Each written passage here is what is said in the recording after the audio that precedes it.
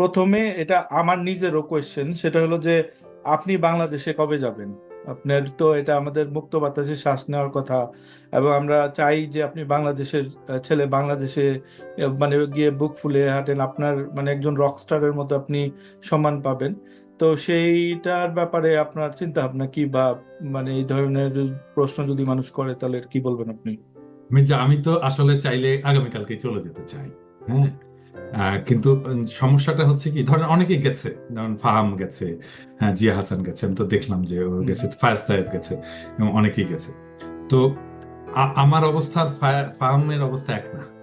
ফাহামের একটা Australian passport আছে, হ্যাঁ, ফায়াজেরও একটা হয় বাংলাদেশি পাসপোর্ট অথবা ওই দেশের পাসপোর্ট আছে। আমার কোনো দেশের পাসপোর্ট নেই, বাংলাদেশের পাসপোর্ট নাই। আমার একটা রিফিউজি পাসপোর্ট আছে, আমি তো রিফিউজি, পলিটিক্যাল রিফিউজি। হুম তো পলিটিক্যাল রিফিউজি স্ট্যাটাসটা হচ্ছে যে আমাকে এই স্ট্যাটাসটা দেওয়া হয়েছে যে আমার জীবন বাংলাদেশে বিপন্ন, আমি পার্সিকিউটেড বাংলাদেশে, সেই জন্য আমি এখানে এসে আশ্রয় নিয়েছি। তারা আমাকে ইউএন এর একটা ম্যান্ডেটের অধীনে আমাকে একটা রিফিউজি স্ট্যাটাস দিচ্ছে। রিফিউজি স্ট্যাটাস দিলে যা যা পাওয়া যায়, আমি ফ্রেঞ্চ সিটিজেনের মতো সব ধরনের বেনিফিট পাবো। আমি এখানে সম্পত্তি করতে পারবো, আমি কেনাকাটা করতে পারবো, বাড়ি কিনতে পারবো, চাকরি করতে পারবো, আমার জব পারমিট আছে একটা, ওই রিফিউজি স্ট্যাটাসের সাথে অ্যাটাচড। তো কিন্তু আমি ভোট দিতে পারবো না, ওই একটা জিনিসই করতে পারবো না। হুম আমি সিটিজেনের সমস্ত সুবিধা পাবো, কিন্তু ভোট দিতে পারবো না। এবং আরেকটা জিনিস হচ্ছে যে আমাকে একটা ট্রাভেল ডকুমেন্ট দেয়, রিফিউজি পাসপোর্ট বলে। ওই ট্রাভেল ডকুমেন্ট দিয়ে আমি পৃথিবীর সব দেশে যেতে পারবো এক্সেপ্ট বাংলাদেশ। বাংলাদেশ ছাড়া আমি আর সব দেশে যেতে পারবো। হুম তো এখন আমার যদি বাংলাদেশে চলে যেতে হয়, তাহলে আমার রিফিউজি স্ট্যাটাসটা ত্যাগ করতে হবে।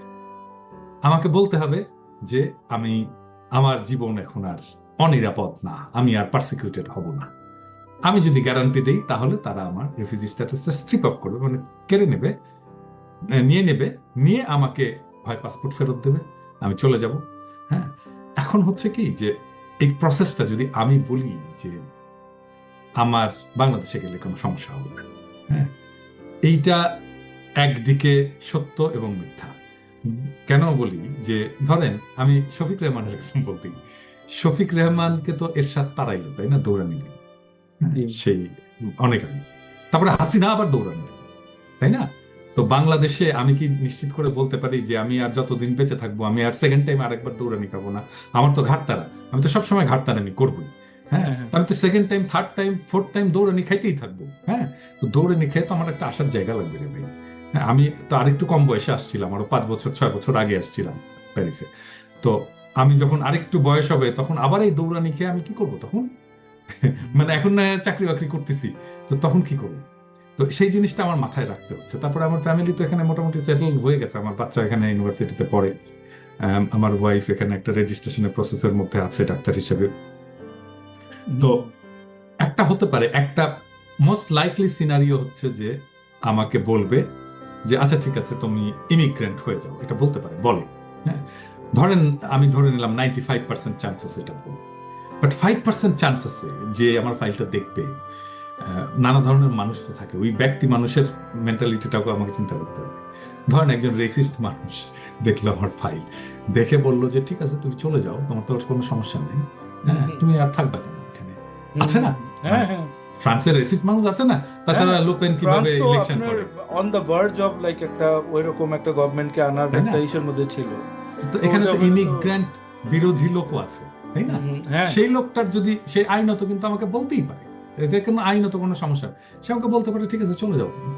আমি ওই রিস্কটা নেবো কেন রে ভাই? আমাকে যদি চলে যেতে বলে, হ্যাঁ, তাহলে তো আমার এখানে চাকরি বাকরি এটা সেটা সব কিছু বন্ধ করে দিয়ে আমাকে চলে যেতে হবে। শুধু চাকরি বাকরি তো না, আরো আপনি পশ্চিমে থাকেন, আপনি জানেন যে আমরা যারা পশ্চিমে থাকি, আমরা অনেক ধরনের অ্যাটাচমেন্ট থাকে, আমার ফাইন্যান্সিয়াল অ্যাটাচমেন্ট থাকে, আমার ব্যাংক লোন থাকে, আমি পিএইচডি করতেছি, আমার এডুকেশন লোন আছে, আমার বাসার লোন আছে, অনেক কিছু গ্যাঞ্জাম আছে। তো আমি সেটা তাহলে কি করবো, তাই না? একটা মহা ঝামেলার মধ্যে পড়ে যাবো না? তো হুম আমাকে সেই জন্য আমার যেটা পরিকল্পনা, সেটা হচ্ছে যে আমি যেতে পারি, আমি হয়তো চাকরি ছেড়েও যেতে পারি, হ্যাঁ, কিন্তু আমার একটা অ্যাটাচমেন্ট যেন এখানে থাকে, ফ্রান্সে যেন থাকে, আমি যেন চাইলে চলে আসতে পারি এখানে। হুম এই অ্যাটাচমেন্টটা আমি রেখে তারপরে যেতে চাই, এবং সেই জন্য আমার রিফিউজি স্ট্যাটাসটা ত্যাগ করে একেবারে চলে যাওয়াটা আমার জন্য অপশন না। হুম আমার জন্য অপশন একটা, আমি যদি ইমিগ্রেন্ট হয়ে যেতে পারি। এখন ধরেন আমি পার্সোনালি ইমিগ্রেন্ট হওয়ার জন্য অ্যাপ্লাই করতে পারি, হ্যাঁ, সেটা করার চাইতে করলে যদি ওই চান্স ওই ঘটনাটা ঘটে যে ঠিক আছে তুমি চলে যাও, তোমার তো রিস্ক নাই, তুমি আর থাকবা কেন, এই কথাটা যেন না বলে। সেই জন্য আমার বেস্ট পসিবল অপশন হচ্ছে যে আমি সিটিজেনশিপের অ্যাপ্লাই করি। আমাকে কিন্তু আমার অফিস থেকে অনেক আগে থেকে বলতেছিল যে করো করো করো, সিটিজেনশিপের অ্যাপ্লাই করো। তো এনিওয়ে আমি এটা করে দিয়েছি আর কি। আমি এটা করে দিয়েছি। তো আমি যদি ইভেন আমার রিফিউজি স্ট্যাটাসটা ত্যাগও করতে চাই, তাহলেও যে সময়টা লাগবে আর আমার সিটিজেনশিপ পাওয়ার জন্য যে সময়টা, সেটা মোটামুটি একই রকম, কাছাকাছি সময়। তো সরকার চাইলে আমাকে নিয়ে যেতে পারে যে কোনো মুহূর্তে। প্রফেসর ইউনূস চাইলে ফ্রেঞ্চ সরকারের সাথে কথা বলে, তাহলে কিন্তু আমি ইনিশিয়েট করলাম না আলাপটা, আমি বললাম না, বললো বাংলাদেশ সরকার। সো আমাকে যদি বলে যে ঠিক আছে তুমি চলে যাও, তাইলে বাংলাদেশে চলে যাও, তোমার তো আর রিস্ক নাই, তাহলে আমি বলতে পারবো কি আমি তো বলিনি রে ভাই, আমি কি চাইছি তোমার কাছে যাইতে চাইছি, আমি তোমার কাছে আমি তো বলিনি, বলছে উনারা, উনাদেরকে বল। হ্যাঁ, আচ্ছা তো আচ্ছা। আমার একটা এসকেপ রুট থাকে আর কি।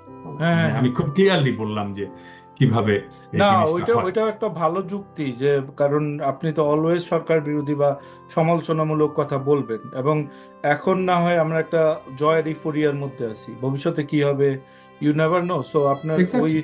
আজকে যে ফ্রেঞ্চ লোকটা আপনাকে বলবে, সে তো ভবিষ্যতে চিন্তা করতে পারবে না, সে তো জানে না আপনার সম্পর্কে যে আপনি হ্যাঁ, এই ধরনের এক্স্যাক্টলি। অ্যাক্টিভিস্ট লাইফ লিড করেন, যার অলওয়েজ একটা আপনারই থাকে, এগুলা তো বোঝায় বলাও মুশকিল। তো আমাদের ধন্যবাদ, আপনি উম, খুব যুক্তিপূর্ণভাবে বুঝায় বললেন, এবং আমাদের দর্শকদের উদ্দেশ্যে বলতে চাই যে আপনাদের ওয়েট করতে হবে, আপনারা ওয়েট করেন পিনাকিদাকে দেখার জন্য। বাট পিনাকিদা যেই অবস্থানে আছে সেখান থেকেও উনি বিশাল ভূমিকা রাখতেছেন, এবং রেখেই যাবেন।